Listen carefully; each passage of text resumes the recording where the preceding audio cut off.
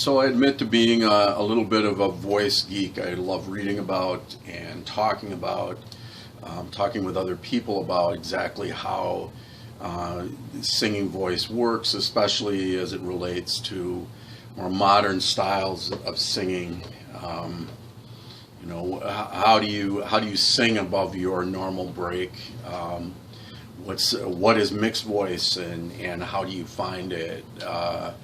What there's a whole thing about laryngeal tilt as you sing higher, and there's a whole history on that, and a lot of people that talk about it. Compression. How do you get compression when you're singing with a little bit, being able to add a little bit more grit, and what is fry or false chord grit or screaming. I'm fascinated by that, and just the mechanics of how the voice works.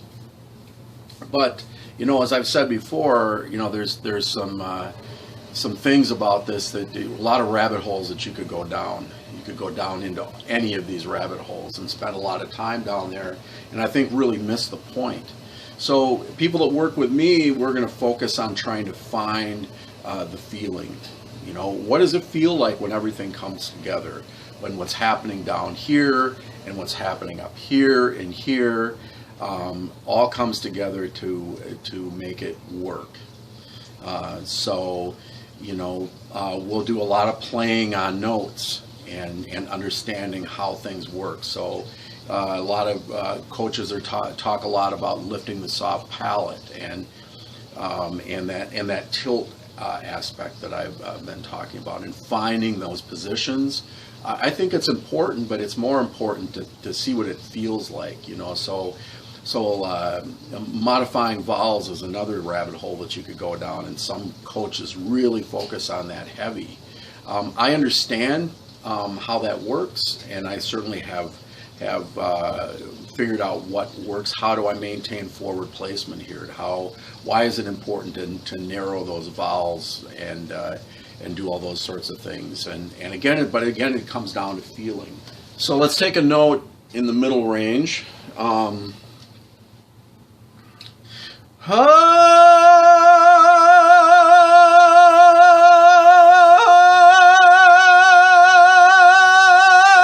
I'm going up, I want to make sure that I'm feeling that same feeling here. I talked about that energy, but also resonance here, and especially resonance to the front.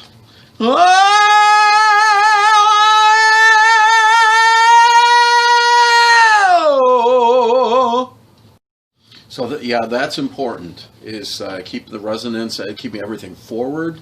I also am thinking about lifting that soft palate. But again, more importantly, in terms of the vowel modification that I might be doing to have that energy stay up here. I want to be able to feel that resonance continue, and in fact, as I modify the vowel, kind of narrow the vowel, I will feel more resonance, and that's sort of the indicator that you're doing it right. Regardless of exactly what the vowel is that you might be modifying. So that's just one thing. Other things that I want to focus on, this is my puppy dog here, that if you come here to take lessons, or even if you do a video lesson, a Zoom lesson, you will definitely, his name is Mardu. We call him Mardu the Wonder Dog for obvious reasons once you meet him. He will be around here, though, making his presence known. But a couple of the things that will definitely be focused on too, and I can help people with, is figuring out how to find that grit and growl distortion. It's a compression sort of added, but we're going to start from a foundation though and kind of build beyond that.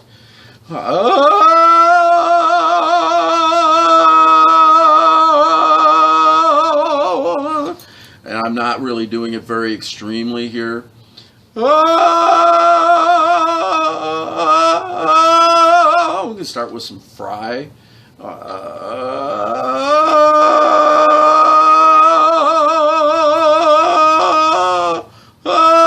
Even like yodel it is a good way to sort of find that.